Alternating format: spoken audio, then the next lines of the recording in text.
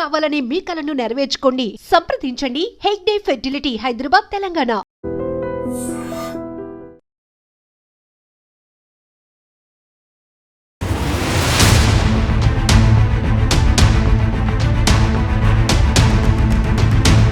అదృష్టం చెప్పిరాదు, దురదృష్టం చెప్పిపోదు అనే సామెత వినే ఉంటారు. అయితే అదృష్టం అనేది చెప్పడానికి 4 అక్షరాల పదమైన కూలివాణ్ణి కుబేరుణ్ణి చేయగలదు, భిక్షగాణ్ణి ధనవంతుణ్ణి చేయగలదు. అంత శక్తి దాని సొంతం. అయితే అదృష్టాన్ని నమ్ముకుంటే జీవితం ముందుకు సాగదు. అదృష్టానికి పట్టుదల, ఓర్పు, కృషి కూడా అవసరం. అలా పట్టుదల, ఓర్పుతో అదృష్ట లక్ష్మిని సొంతం చేసుకుంటారు చాలా మంది విజేతలు. కానీ మహారాష్ట్రకు చెందిన ఓ రైతుకు అనుకోని అదృష్టం కోట్లు కుమ్మరించింది. కేవలం ఆంధ్రప్రదేశ్కు చెందిన ఓ అధికారి మాట సాయమే ఆయనను కోటీశ్వరుణ్ణి చేసింది. ఏంటా ఇంట్రెస్టింగ్ స్టోరీ, ఇప్పుడు చూద్దాం. మహారాష్ట్రలోని యావత్మల్ జిల్లా పుసద్ తాలూకాలో కర్షి అనే గ్రామం ఉంది. ఆ గ్రామంలో కేశవ్ షిండే అనే రైతు తన 5 కొడుకులతో కలిసి నివసిస్తున్నారు. కేశవ్ షిండేకు ఆ గ్రామంలో 2.29 హెక్టార్ల భూమి ఉంది. ఆ భూమిలో పలు రకాల పంటలు పండిస్తూ వాటి ఆధారంగా జీవిస్తున్నారు. ఆ పొలంలో బావి, మామిడి సహా 10 రకాల చెట్లు కూడా ఉన్నాయి. వీటి సంరక్షణ చూసుకుంటూ కేశవ్ షిండే కుటుంబం జీవిస్తోంది. అయితే అనుకోకుండా ఓ ఘటన జరిగింది. వార్దా, యావత్మల్, పుసద్, నాందేడ్ రైల్వే లైన్ ఏర్పాటు చేయాలని రైల్వే శాఖ నిర్ణయించింది.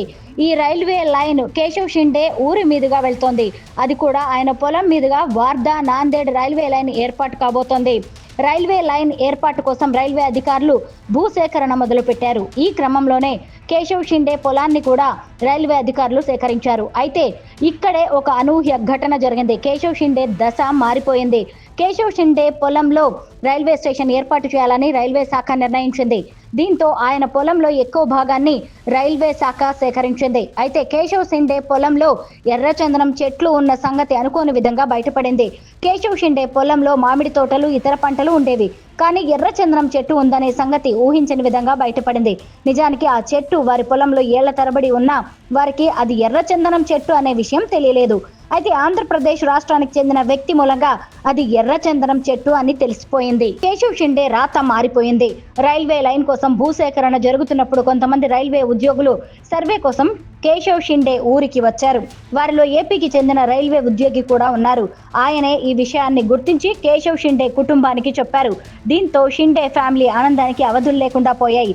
ఆశ్చర్యంతో కూడిన ఆనందంలో ఆ ఫ్యామిలీ మునిగిపోయింది. పొలంలో రైల్వే లైన్ వెళ్తుండటంతో కేశవ్ షిండే పొలానికి రైల్వే శాఖ పరిహారం అందించింది.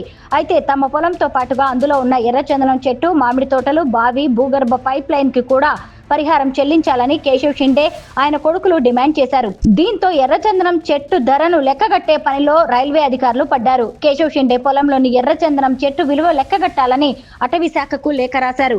ఈలోపు పొలంలో ఉన్న మామిడి చెట్లకు అధికారులు పరిహారం చెల్లించారు. అలాగే బావికి 8 లక్షల రూపాయల పరిహారం ఇచ్చారు. కానీ భూగర్భ పైప్ లైన్, ఎర్రచందనం చెట్టుకు పరిహారం అందలేదు. దీంతో కేశవ్ షిండే కుటుంబం 2014 నుంచి జిల్లా కలెక్టర్, అటవీ, రైల్వే, నీటిపారుదల శాఖల అధికారులను ఆశ్రయించారు. కానీ ఎలాంటి పరిహారం అందకపోవడంతో 2024 అక్టోబర్ 7న హైకోర్టులో పిటిషన్ వేశారు. ఈ కేసులో కేవలం ఏడాదిలోనే కేశవ్ షిండే కుటుంబం విజయం సాధించింది. ఎర్రచందనం చెట్టు పరిహారం కోసం ₹1 కోటి డిపాజిట్ చేయాలని రైల్వే శాఖను బాంబే హైకోర్టు ఆదేశించింది. ₹1 కోటి నాగ్పూర్ బెంచ్ లో డిపాజిట్ చేయాలని, ఇందులో నుంచి 50 లక్షలు కేశవ్ షిండే విత్ డ్రా చేసుకునేందుకు అనుమతినిచ్చింది. ఏప్రిల్ 9న బాంబే హైకోర్టు ఈ ఉత్తర్వులు జారీ చేయగా రైల్వే శాఖ ₹1 కోటి డిపాజిట్ చేసింది. కేశవ్ షిండే పొలంలోని ఎర్రచందనం చెట్టు వయసు 100 ఏళ్లు ఉండవచ్చని అంచనా. ఇంకా ఈ చెట్టు విలువను నిర్ధారించలేదు. అయితే విలువను లెక్కగట్టడానికి ముందే ₹1 కోటి డిపాజిట్ చేయాల్సి వచ్చింది. అయితే మార్కెట్ రేటు ప్రకారం కేశవ్ షిండే పొలంలోని ఎర్రచందనం చెట్టు విలువ దాదాపు 5 కోట్లు ఉండవచ్చని అంచనా. ఏపీకి చెందిన ఓ ప్రైవేట్ ఇంజనీర్ ఈ విషయాన్ని కేశవ్ షిండే కుటుంబానికి తెలియజేశారు. ప్రస్తుతం ఈ ఎర్రచందనం చెట్టు ధరను నిర్ణయించేందుకు అటవీ శాఖ అధికారులతో కమిటీ ఏర్పాటు చేయబోతున్నారు.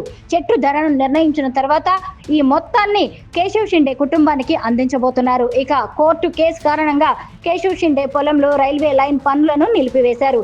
ఏది ఏమైనా ఏపీ అధికారి వల్ల కేశవ్ షిండే కోటీశ్వరుడు అయ్యాడు.